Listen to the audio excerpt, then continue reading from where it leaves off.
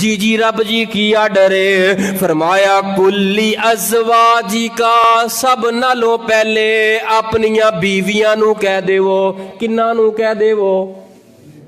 او بیبیو اپنے خامدان دیاں نافرمانیاں کرنے والو،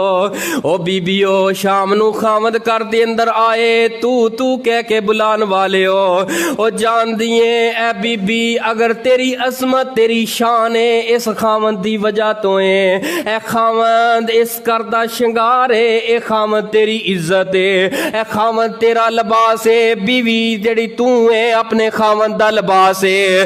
اگر نبی پاک صلی اللہ علیہ وسلم نے فرمایا حدیث سننا ایمان تازہ کر دین والی حدیث ہے، اگر میریاں ماما بہنا سن رہی نے بڑا درد دل نہ میں پیغام تواڈے سامنے رکھ رہا ہاں۔ آپ نے فرمایا کہ ایک بی بی ایک تندور تے روٹی لگا رہی ہوئے، اپنے چولہے تے روٹیاں پکا رہی ہوئے، اگ بڑک رہی ہوئے، تندور اندر روٹیاں لگیاں ہون، تندور بریا ہوئے، اور خامد آواز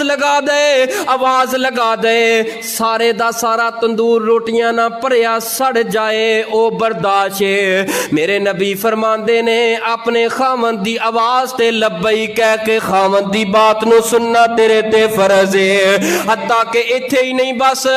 آپ نے فرمایا ہجے بھی حق ادا نہیں ہوندا، او خامد تے تیری انی عظمت ہے، وہ تیرے سر دا تاج ہے، اج تو انہوں گالیاں دینی ہے، انہوں اوئے اوئے کہہ کے تف کہنی ہے۔ اے میری ماں اے میری بہن توجہ کرنا اس نوجوان دے درد دل تے،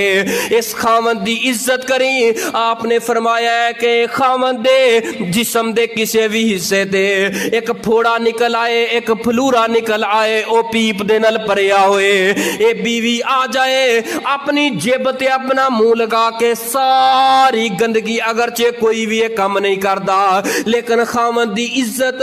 خامد دا مقام تے مرتبہ سمجھان واسطے میرے نبی نے کی فرمایا اگر اے سارے دا سارا گند چوس کے نکل جائے بیوی،